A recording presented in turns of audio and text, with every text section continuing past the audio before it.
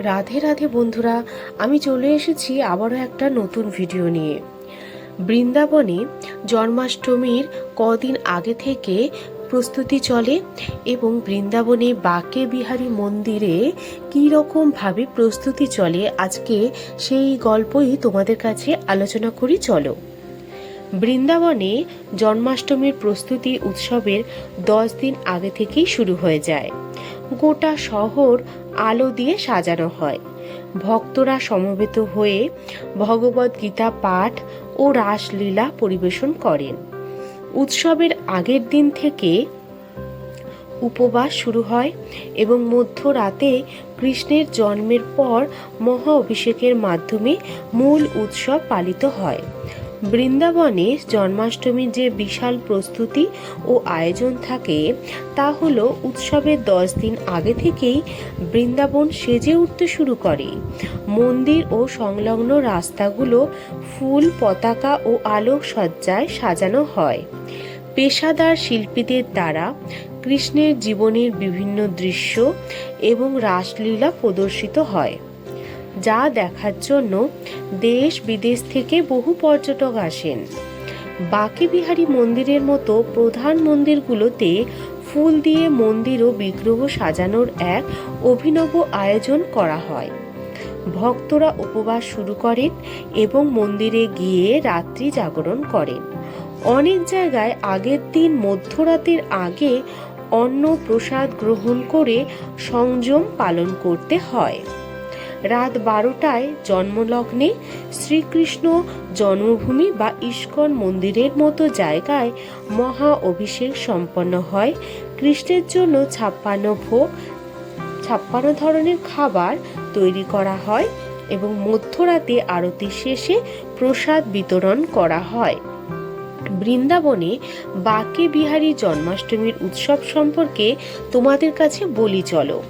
বৃন্দাবনের শ্রী বাঁকে বিহারী মন্দির জন্মাষ্টমীর দিন সারা ভারতের মধ্যে অন্যতম, অনন্য এবং আধ্যাত্মিক দিক থেকে অত্যন্ত গুরুত্বপূর্ণ।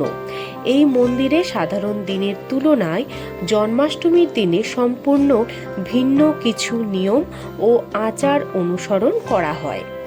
সাধারণ দিনে বাঁকে বিহারী মন্দিরে কোনো মঙ্গল আরতি বা ভোরবেলায় আরতি হয় না। বিশ্বাস করা হয় যে বাঁকে বিহারীজি এখানে শিশু রূপে আসেন, তাই তার ঘুমে যাতে ব্যাঘাত না ঘটে সেই জন্য ভোরে আরতি করা হয় না।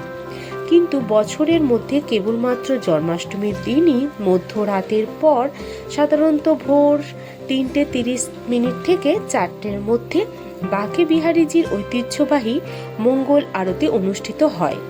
এই বিরল আরতি দেখার জন্য লাখ লাখ ভক্তের সমাগম ঘটে। জন্মাষ্টমীর রাতে মন্দিরের গর্ভগৃহে বাঁকে বিহারীজির মহা অভিষেক হয়। তবে মনে রাখবেন, এই অভিষেক জনসাধারণের সামনে করা হয় না। এটি পুরোহিতদের দ্বারা সম্পূর্ণ গোপনে সম্পন্ন হয়। অভিষেকের পর দুধ, দই, মধু, ঘি এবং জল দিয়ে তৈরি বিশেষ পঞ্চামৃত প্রসাদ ভক্তদের মধ্যে বিতরণ করা হয়।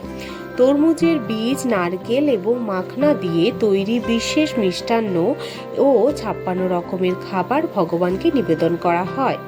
জন্মাষ্টমীর ঠিক পরের দিন মন্দিরে নন্দ উৎসব সাড়ম্বরে উদযাপিত হয়। এই দিনে মন্দিরের পুরোহিতরা ভক্তদের ওপর হলুদ, দই এবং জাফরান মিশ্রিত জল ছেটান এবং খেলনা ও মিষ্টি বিতরণ করেন। এছাড়া শহরের বিভিন্ন স্থানে দহি হান্ডি প্রতিযোগিতাও চলে।